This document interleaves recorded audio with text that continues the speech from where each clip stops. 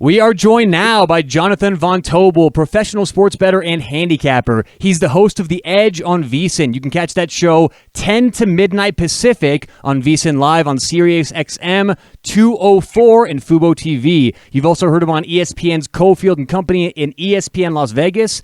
Go ahead and give him a follow on Twitter at MeJVT. Johnathan, appreciate the time. Yeah, thanks a lot for having me, guys. This is a lot of fun. This is my first video interview I've ever done. I did stadium things, but I don't know what to do with my hands, like Ricky Bobby says all the time. They usually try and keep me off of a video because I usually end up breaking the cameras. I'm so ugly. But hey, let's try and get through this thing. All right. Yeah. All right. Let's start off with your background a little bit. Where'd you start off? I mean, did you get going in sports betting or get going as a journalist first? What came first?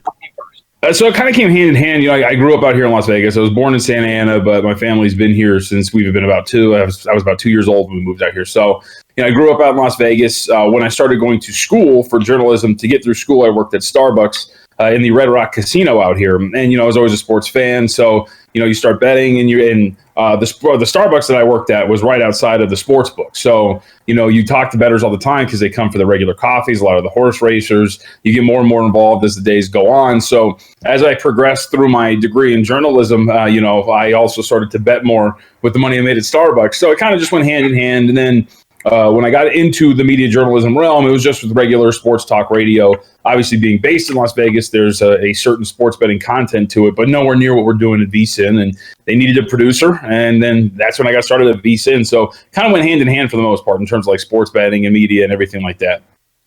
Hey, Jonathan, Jacob here. So, as sports betting is continuously getting legalized across the board, for the guys that are just starting out, what tips or advice would you get for those just starting out or for those looking to get into it professionally, being able to quit their day job? Well, obviously bankroll management is very important. Research is very important. Essentially, I think when it comes to sports betting, it's just like anything else. It's how much do you want to put into it? Because I'm a firm believer that it sounds a little corny, but you can achieve a lot as long as you put your mind to it. So it depends on what you want to do. But bankroll management is extremely important. You have to be dedicated to it, and you also got to be able to take lumps, man. Like it's anything in life. There's times where you'll get like stone cold and you'll think that you never dig out of it. I actually just went through a stretch of that. Like I love the NBA. I'm one of our main NBA guys at VSIN, and I've had a great year, but I'm going through the coldest part of the year going into the All-Star break. So it happens. You're not going to hit 70, 80%. And that's the most important part about it is, you'll have your highs, you'll have your lows, but I think dedication and sticking through things like that are very important. We're talking to Johnathan Von Tobel. Give him a follow on Twitter at MeJVT. So let's get into some NBA. Obviously, we're heading into All-Star break, but before we get to the actual weekend, which teams do you think needed the break headed into the weekend? Well, I think for sure, Philadelphia has kind of been the talk of the town for the most part in terms of how cold they've gone. And, you get a big win against the Clippers before you head into the break, so that's massive. So I think at the top of the list for sure, a team like Philadelphia, who's working out some kinks, so is really banged up. Joel Embiid gets some time. I mean, he's going to be in the All-Star game, but he gets a little bit of time to rest the hand. So I think Philadelphia has got to be definitely at the top of the list. And I think a surprising team is going to be like a Milwaukee Bucks. And it's not because they're bad, but they had clearly, kind of like the Lakers, they put so much emphasis into the regular season. They're trying to win as many games as possible and get that top overall seed. They're on pace to win 70 games. Break is good for a team like that where they're constantly exerting themselves night in and night out. So I think those are really the top two teams that come to mind in terms of needing an All-Star break. A team like the Celtics are a little banged up as well. Jaylen Brown's got a calf issue that he's dealing with. So things of that nature when teams have little issues, I think that's going to be along the lines too. And the last candidate I think would be the Lakers. I mean, it's funny, we were talking about this the other day on the show. The Lakers in their last 12 games before beating up on the Nuggets, and then that went to overtime, but their defensive rating had been over 111, despite the fact that they're actually the second best defensive team in the NBA, because you're just trying to win these games. And you're trying to get the top overall seed, and a lot of that on defense is effort. And so I think teams like the Lakers, too, when you're exerting effort, when you're trying to maintain that top seed, when there's teams behind you in your conference, they need a break as well. And you saw in the defensive numbers, and I think that'd be a really good candidate, too. Good stuff, man. With the NBA All-Star game coming up this weekend, obviously, it's always something that's brought up, in sports betting circles. Some say, never bet the All-Star game. And then some say, hey, that's where some value is. You look at where the market's lowering their limits, and they're telling you where they're scared, where they want to take bets, where they don't. So where do you fall? Do you like to bet on All-Star games? Do you like to stay away from them? In general, what do you think about that? I don't bet them every year, but I'll bet them for fun. I think it was was it 2 years ago, or 2 All-Star games ago, there was DeMar DeRozan had like a final possession on LeBron James and went down to the wire, and I had 2 points and ended up losing because DeMar DeRozan didn't do anything against LeBron in the final possession. But, like they're fun. So I think sometimes we lose sight of, like in sports betting, if you really follow sports betting and sports betting Twitter, it gets pretty hardcore. But at the same time, it's an entertainment deal. So if you want to bet on an all-star game, I think it's fun to do. Fun to bet on totals, things of that nature, MVPs for all-star games as well, especially for the NBA. So, I'm down with it. I don't do it every year, but I'm down. I get a little bit more involved with the stuff around the NBA all-star game, specifically the three-point shooting contest, because that's a specific contest. These guys are legitimately trying, and they're not going to exert yourself, so you're going to get full effort. So I'm more comfortable actually doing some research and betting on those. But yeah, if you want to bet on the all-star game, I think you should. I mean, it's betting, it's fun, it's entertainment. Yeah, exactly. Okay, so I love that you gave that answer. Now, before we get into kind of some of the different things, you said the three-point contest is your go-to, your bread and butter here? Yeah, I like to have a little fun with the three-point contest. And actually, I had two candidates for the three-point contest this year. I'm going to pull up the numbers on it because they're actually pretty good. It's Duncan Robinson and Devontae Graham were the two I was looking at. Devontae Graham's pretty meaty at like 10-1, and Duncan Robinson is sitting at about 11-2. But I went through the numbers and kind of broke them down by shooting percentages by areas of the floor. So you have like Trae Young, for example, who's your favorite on corner threes this year, right? Because you're going to have like all the brackets, right? You have the corners, the wings, and the top of the key. And I think they extended the corners out, or the wings, excuse me. So you break this down by guys who they shoot overall corner three-point percentage and non-corner three-point percentage, which is all in front of the key. And a guy like Trae Young, who's 7-2, for example, he shoots 70% on corner threes, which you would think is amazing. But you dig into it and you realize he's only taken 17 corner threes. So that's not something sustainable. And only shoots 34% on non-corner threes. So that's not a guy I want a piece of. Duncan Robinson was interesting to me because across the board, when it was three-point percentage overall, corner three-point percentage, and non-corner three-point percentage, he was only one of two guys in the field that hit over 40% in all three categories. And what makes him different than Davis Bertans, who was the other guy, is that he's actually taken over 100 corner three-point attempts, one of the most in the field at this point. So I like Duncan Robinson and Devontae Graham. He's not 40% across the board, but he's 40% in the corners with over 50 attempts from the corners, and he's a pretty good non-corner shooter too. And I like to get a little bit of value. So 10-1 on him, and then 11-2 on Duncan Robinson was where I went for this one. In general, when you look at these kind of bets where there's a lot of different outcomes, right? Where you're betting on, how many touchdowns will a quarterback throw, and there's 1, 2, 3, 4, 5, or these, right? Where you're betting on 6, 7, 8 guys for the skills, the 3-point. Obviously, there's a huge household for this, right? So do you think in general you go with more of the guys near the top, the plus 200s, plus 300s, or in general, is it better to kind of take a shot at a 10-1, 11-1? I think it also depends on the field, right? Like golf's a really good example. I think in a golf tournament where you have all of these options and the hold is massive for these books, like the Canadian kid who won last week, William Hill and the Westgate didn't have a single ticket on him. And so this guy wins the tournament and they hold everything else that comes in. So if it's a really deep field like that, I think you definitely want to look a little bit and find some value. I don't really like betting on favorites just because you're not getting that much, and you're already not getting enough value as it is in future markets like this. So I generally skew towards middle of the pack, but I also like to do enough research where I feel comfortable. And I like to go to golf because it's a really good example. But like for John Rahm, right? I would love to bet on John Rahm in almost every golf tournament from here on out, but the market's caught up with him, and you're betting on John Rahm at like 9 or 10-1 in a field with over 100 guys, and there's just no value there. So I think it differs on what you're betting into and the research that you do. But for the most part, I think it just comes down to that, just finding your angle and handicapping and then hammering it from that angle. Talking to Johnathan Von Tobel. Give him a follow on Twitter at MEJVT. That's MEJVT. All right, do you have any thoughts on the overall All-Star game? Team LeBron, Team Giannis. Team LeBron currently -5. A lot of people saying LeBron could be a future GM compared to the team he chose. Giannis, it looks like this guy's never played NBA 2K and drafted a team before. It's not good so far. So who are you leaning? LeBron -5, Giannis +5. Giannis had some weird, loyalty to the Eastern Conference, it seems like. His team's essentially, it's East versus West.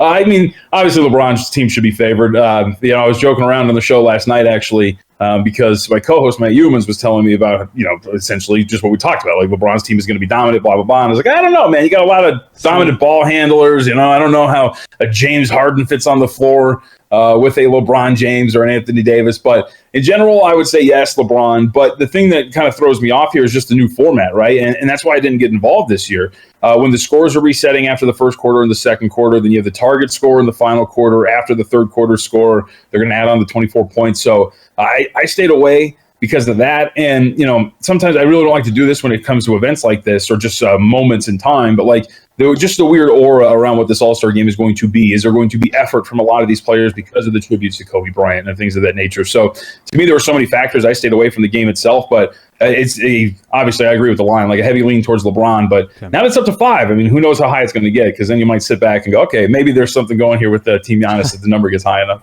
All right, last question for the All-Star game, okay? Now, this is the fan favorite, the event everybody loves, the celebrity game. This is going to be Friday night.